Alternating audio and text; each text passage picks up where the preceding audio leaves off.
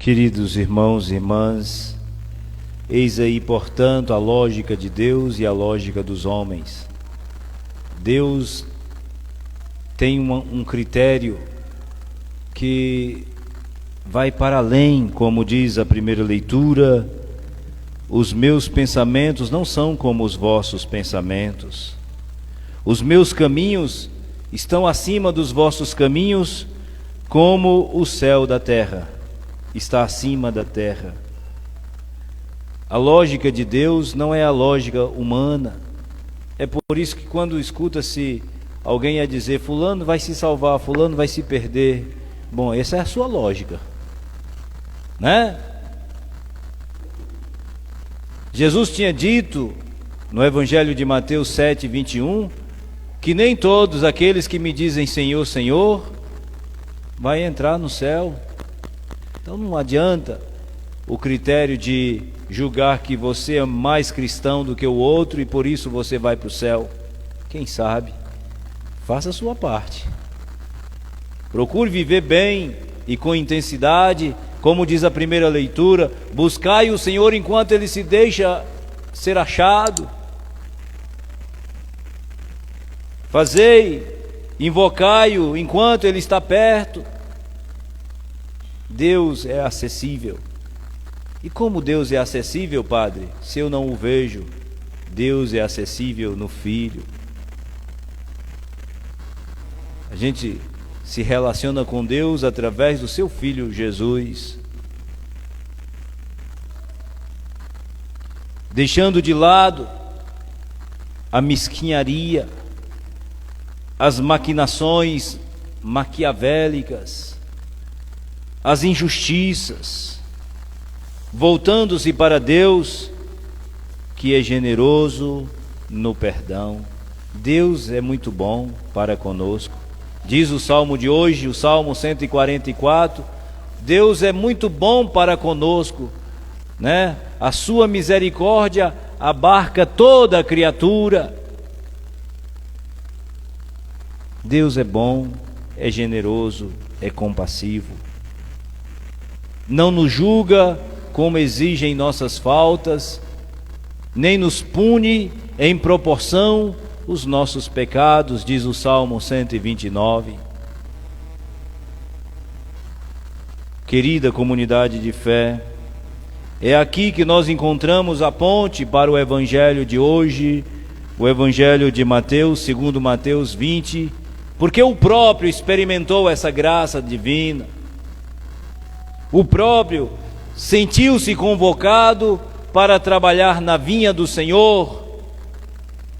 Agora há pouco eu estava celebrando a missa no Capinal e tocava o capítulo 9 de Mateus, versículo 9, quando mostra justamente o Jesus que o chama: segue-me. Querida comunidade de fé, Deus é generoso, e Jesus conta essa parábola para mostrar que Ele passa o dia inteiro chamando gente para a sua vinha, desde o amanhecer o dia, que saiu de madrugada, diz o Evangelho, saiu de madrugada para contratar trabalhadores para a sua colheita, saiu às 9 da manhã, saiu ao meio-dia, saiu às 3 da tarde, e quando parecia que não ia contratar mais alguém, saiu às 5 da tarde. Querida comunidade de fé, o Senhor não se cansa de chamar. É por isso que a gente tem que ter um grande cuidado, porque Deus não parou na Bíblia não, viu? Ele continua a falar, viu? A Bíblia é um instrumento que nos norteia na fé, nos auxilia, mas Deus não encerra na Bíblia. Ele continua a falar a nós, ainda hoje, chamando para a sua colheita. Santo Agostinho, ao meditar este Evangelho, sermão 87, diz o seguinte: os primeiros a serem convocados, Noé e Abel. Os contratados das 9 da manhã, Abraão Isaque e Jacó. Os contratados do meio-dia, Moisés, Arão, os patriarcas. Os contratados às 3 da tarde, os profetas. E os 5 da tarde são os cristãos, aqueles que são os contratados para a vinha do Senhor da última hora. Todos foram chamados para levar adiante esse projeto de Deus. E é interessante, querida comunidade de fé, algumas notas que nós vislumbramos nas Sagradas Escrituras que fogem do critério protestante quando diz que fulano está morto, está no túmulo esperando o julgamento. Eu citei hoje de manhã o Evangelho de Lucas 23, 41, 42, quando mostra o ladrão que rouba o paraíso no último momento. Lembra-te de mim, Senhor, quando entrares no teu reino. Ainda hoje estarás comigo no paraíso. E uma nota importantíssima para a nossa reflexão, nós encontramos também na segunda leitura de hoje, quando Paulo diz que sinto-me atraído para os dois lados, no entanto, julgo que para mim seria melhor partir para estar com Cristo. Bom, se São Paulo estivesse no túmulo, né? Era uma outra coisa. Mas ele, olha, partir para estar com Cristo, não é estar no cemitério enterrado, como os nossos irmãos separados julgam, né? Partir para... E essa é a concepção da fé católica, cristã católica. Querida comunidade de fé, aqui nós encontramos São Paulo a mostrar, ele estava preso em Éfeso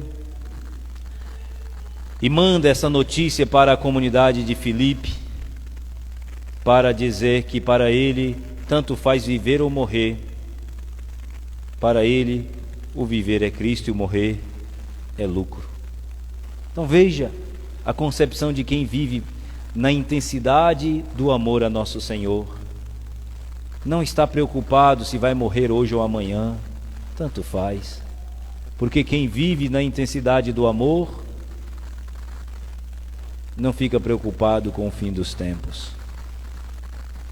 Lembro-me de São Domingo Sávio, quando os coleguinhas perguntaram assim: Sávio, ele que se o final dos tempos, se o mundo acabasse hoje, e ele estava na escola brincando de bola, se acabasse hoje, o que é que você faria?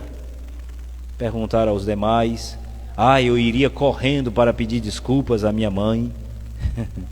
Eu sairia correndo para me desculpar do meu coleguinha que eu o ofendi. E você, Sávio? Eu continuaria a brincar de bola. Ou seja, quem vive no amor de Cristo, onde estiver, não sairá do amor de Cristo.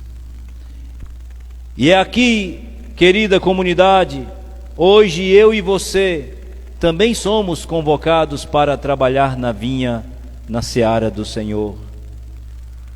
E não fique julgando que pelo fato de você ter passado mais tempo do que os outros trabalhando para o Senhor, é que você vai ganhar mais, vai ter um lugar de destaque no reino do céu. Inclusive, eu abro aqui um adendo para contar uma historiazinha de um padre e de um motorista de ônibus. Acho que vocês já ouviram essa história.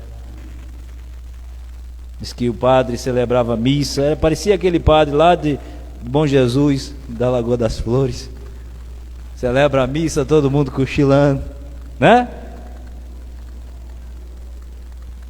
Motorista, na sua dinâmica do dia, agitado, correndo para cima e para baixo.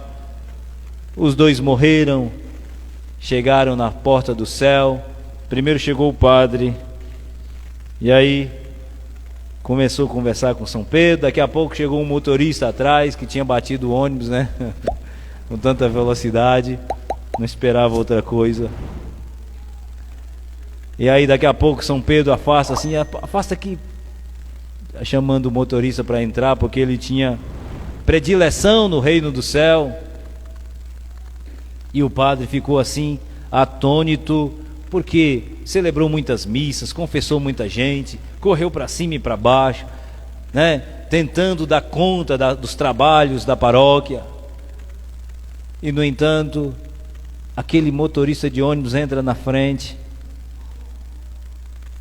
O padre pensou assim: eu acho que São Pedro errou a papelada. Eu acho que São Pedro errou os documentos aí, porque eu estou achando que ele está me confundindo com aquele homem lá de trás. E aí colocou o motorista de ônibus no lugar de destaque, num quarto VIP, uma coisa assim muito luxuosa. Depois de muito tempo, o padre reivindicando: e você não está olhando para mim não, Simão Pedro? Eu estou aqui. Ah, sim, eu já está me esquecendo. Arrumou lá uma notinha, botou: coloca esse homem lá atrás, lá no fundo. Colocou o coitado do padre bem nos galpões, lá no finalzinho do céu. E aí dormiu, descansou. No outro dia não dormiu muito bem, porque ficou meio aborrecido, achava que ele tinha prioridade.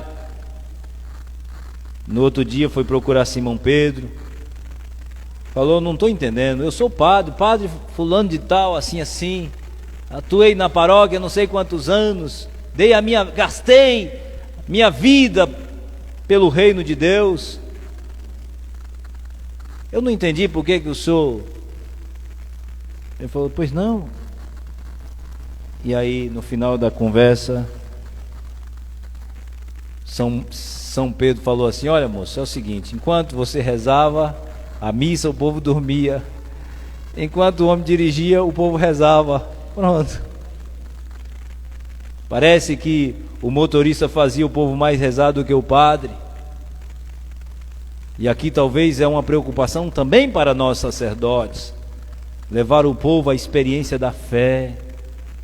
Somos todos chamados a viver com intensidade o amor ao nosso Senhor, que inclusive ontem nós celebrávamos a memória de São Padre Pio de Pietrelcina, e eu citava uma frase dele lá na capela lá da comunidade. Eu dizia, São Padre Pio dizia assim: nos livros nós procuramos Deus, na oração nós o encontramos. É na experiência do amor a Ele. E dizia Padre Pio: eu tenho pena de quem não tem fé. Eu tenho pena daquele que não tem fé, que é ateu. Como pode não vislumbrar uma planta que brota da terra, o sol que ilumina a terra e faz aquecer o planeta? Como pode não vislumbrar um passarinho que voa cantando? São homens que não têm imaginações. Querida comunidade de fé, hoje nós somos vocacionados, quer seja nas primeiras ou nas últimas horas, nós somos chamados a dar testemunho, a trabalhar para o reino de Deus nessa terra. E como é que eu devo fazer, Padre? Dando exemplo de cristão na sua casa, no seu trabalho, onde você esteja, na igreja, na comunidade, levando aquilo que Jesus dizia, Mateus 5,16, que vossa luz brilhe entre os homens, para que os homens possam vislumbrar e louvar a Deus que está no céu. Eu e você, como nós estamos no ano vocacional, somos chamados a viver com intensidade a nossa vocação. Quer seja padre, quer seja leigo, batizado, quer seja casado, quer seja vivendo numa congregação religiosa, enfim, todos somos chamados, como diz o próprio Paulo, encerrando a segunda leitura: só uma coisa importa, vivei à altura do Evangelho de Cristo. Só uma coisa é necessária, comunidade: viver à altura do Evangelho, da mensagem de nosso Senhor. Vamos, portanto, nesta missa de hoje, olhar com profundidade, sem o julgamento, o critério humano para julgar as coisas, para achar que Deus não é justo, porque dá a alguém que trabalhou o dia todo uma moeda de prata, enquanto aquele que está no finalzinho do dia recebe a mesma paga. Eu dizia hoje pela manhã e digo para vocês hoje à noite: aquele que trabalhou o dia inteiro pelo reino de Deus foi mais bem beneficiado àquele que trabalhou apenas 1 hora, porque nos dá a compreensão de que aquele que trabalhou mais tempo pelo reino de Deus viveu com maior intensidade na graça. O denário do qual recebe não importa, porque já recebeu o benefício antes, porque vivia no amor a Deus. A riqueza, querida comunidade de fé, não se mede pelo tempo, pela quantidade de trabalho realizado, se mede justamente pela intensidade com que você viveu o tempo em que foi disponível. Não importa se é somente 1 hora ou o dia todo, porque aquele que viveu o dia todo com intensidade no amor, na bondade, na experiência de nosso Senhor, esse viveu muito melhor. Aquele que recebeu um benefício na última hora, durante o dia viveu na ociosidade, sem a graça. Então a riqueza aqui, o melhor presente daqueles que viveram o dia todo na graça, foram bem melhores beneficiados aos últimos. Vamos, portanto, levar essa mensagem para casa e nos fazer valer esse projeto de Deus que nosso Senhor também coloca em nossas mãos. Na profundidade com que você vive essa graça, eis aí já o seu benefício.